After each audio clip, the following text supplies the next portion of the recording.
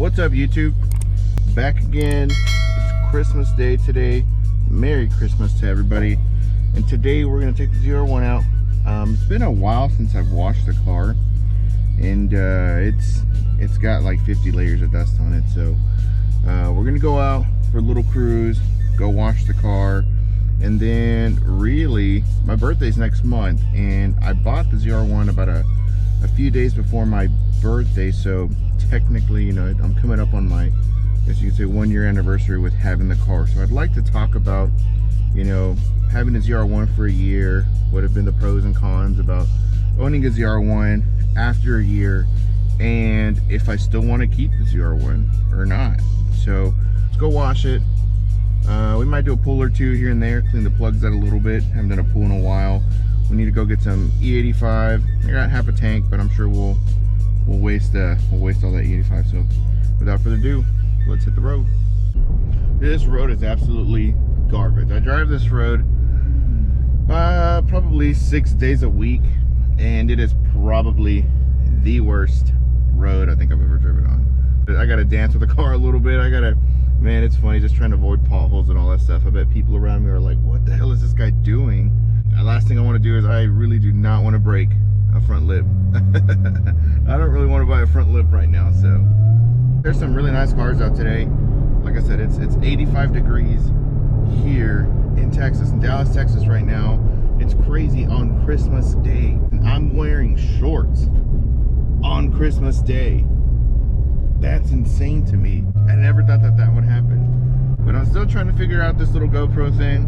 I've looked up some videos as to what's the best setting and all that stuff to get, you know, some pretty solid footage of the car. The new Hero 10 records in like 5.3K and like 60 frames a second or something like that. So that's not bad. That's actually pretty good. I like doing a lot of slow-mos and stuff like that. So hopefully they come out nice and crisp. In my previous videos, obviously this is all new to me. I don't know how to edit. I'm just kind of winging it, and so far, I mean, I think they look okay. I asked my wife and she says they look great, but she's kind of forced to say that.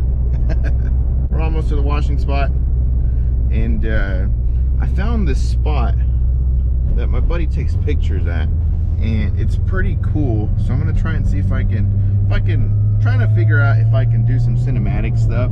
I think that's like the most awesome thing. I follow a couple of YouTubers that they do traveling for a living, and their YouTube is dedicated to traveling and all that stuff, and they do some of the craziest like cinematic like videos, and I kind of want to mimic that, but with cars in a way. So obviously it's going to take some trial and error, figuring out what are the best settings and all that stuff, but most of them just do it with a simple GoPro and a couple of different accessories, and you know, it looks pretty badass. So I'm hoping I can eventually develop the skills to make some pretty badass cinematic YouTube videos, because that would be really cool. Obviously I might need a little bit of help from some people and all that stuff, maybe a second person riding in with me, or you know, somebody doing some rolling stuff. So it'll be cool. I'm excited. I'm really excited. One of the badass things I love about the car, it already came with like a clear bra, like 80%, you know, PPF on the car. I wanted a ceramic coating, something I've never done on a car. It's pretty cool. I mean, I don't think I'm gonna scrub the car at all, even though I haven't really washed the car in about a little over a month. And if you notice, everything just beads. Everything just beads right on top. And then essentially what I end up just doing is I'll just take like I guess a leaf blower or like a air thing, and just pretty much just get the water off. So what we're basically trying to do is we're trying to limit the amount of contact that we have with the surface of the car, so that we don't end up creating any swirls or anything like that. Look at that, it just beads right up. It literally just beads right up.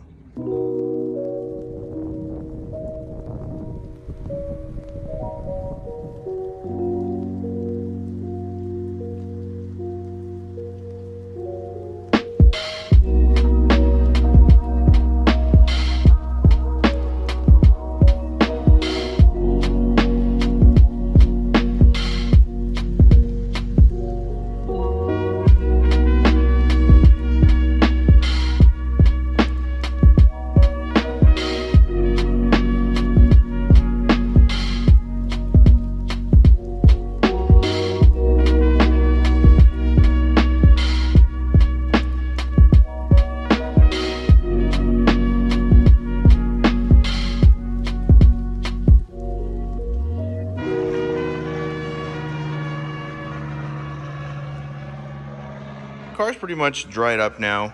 From here, what I like to do is, obviously since it's ceramic coated, so what I ceramic coated was pretty much the entire car.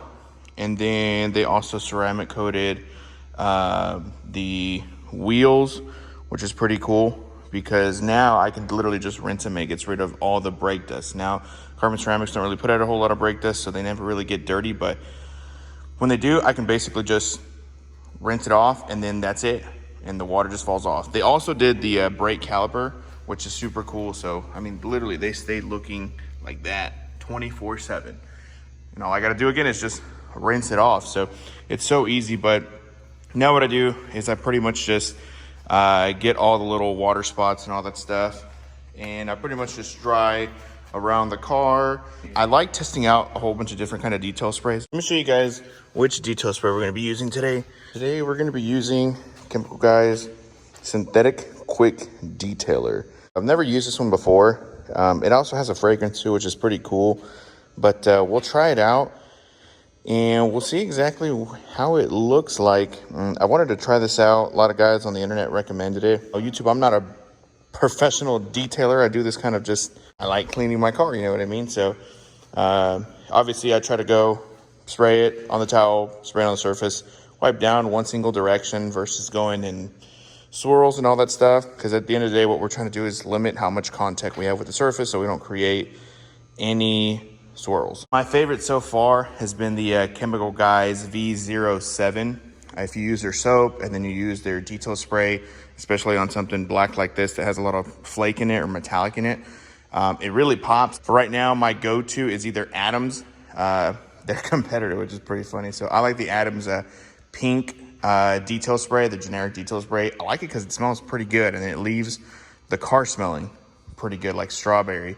Engine-wise, I really don't do a whole lot of detailing under here. I mean, it stays clean for the most part. I just pretty much just wipe down all the excess water, and that's pretty much all I do. I'll go in here and I'll just dust a couple things off.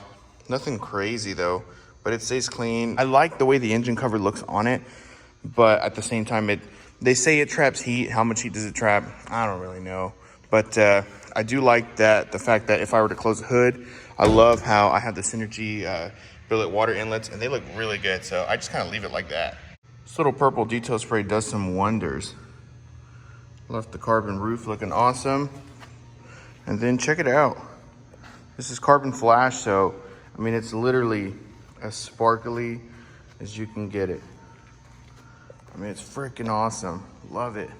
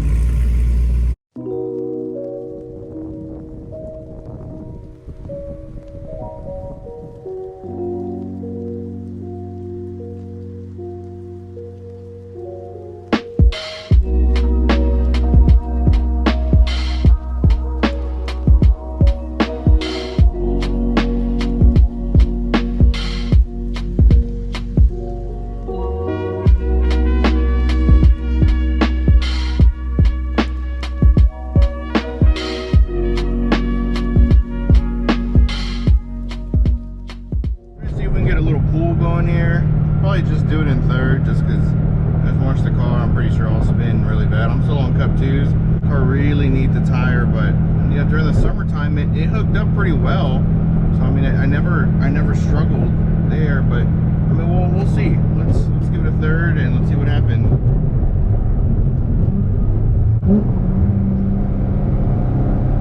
See what happens.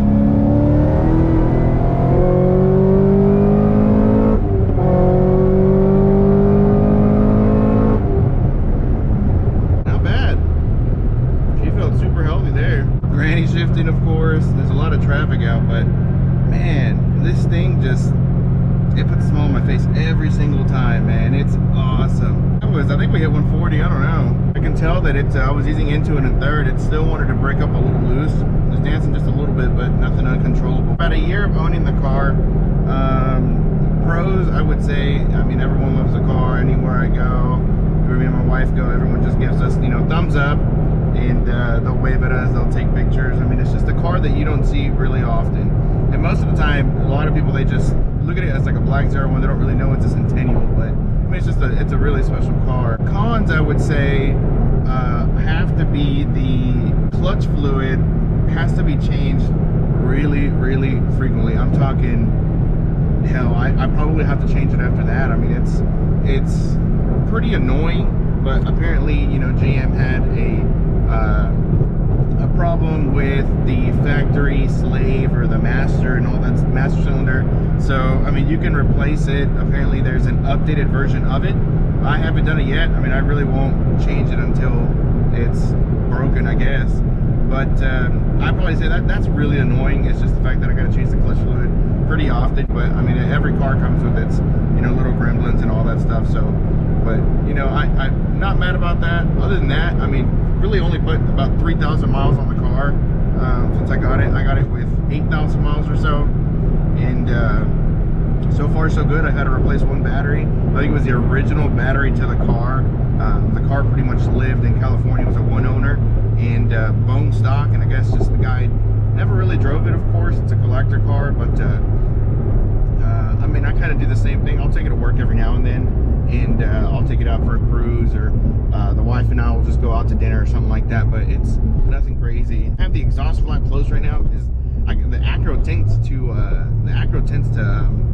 drone quite a bit, but I mean, I love the deep sound of it. I like how coarse it sounds. I also like how stock NPP sounds.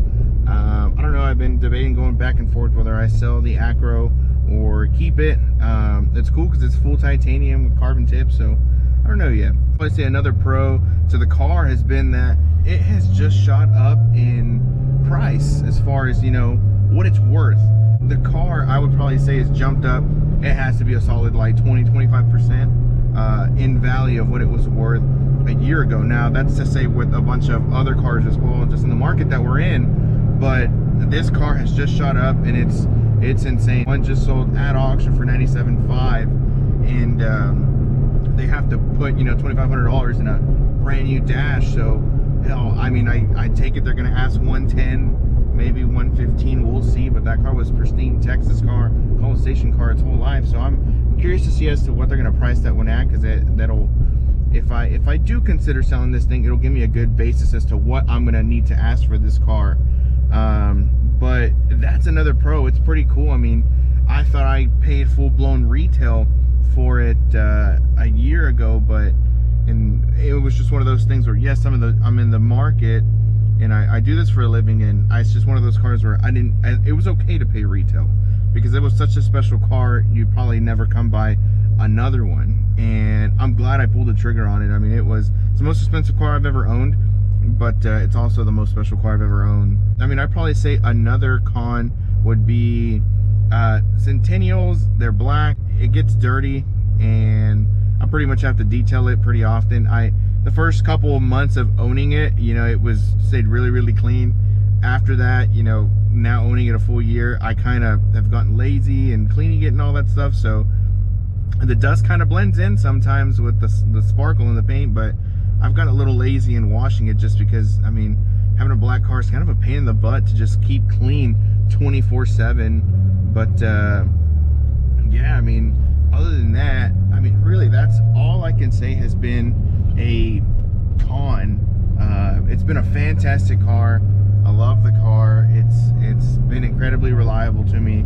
I knew the LS9 was an absolute beast, and I'm glad that I unlocked its potential that it can do, because it's a pretty fast car. And I mean, I don't do a ton of racing. Every now and then I'll go out and have some fun, but man, just a little bit of spirited driving is super awesome. Would I consider selling the car? I mean, it would have to, I would have to get either the right price or I don't know. My biggest question would be, what would I replace this thing with? I don't know. I don't know if I sold this car. I have no idea what I would get. C7 ZR1, those are super cool. Driven a bunch of those and I love them, but man, the price tag at 200 and something thousand, it's just, that's a little bit out of my reach. So I mean, but if someone came up to me and said, Luis, here's 6 figures for your car, man, I would be hard pressed to say no, because that's a good chunk of change. I don't know.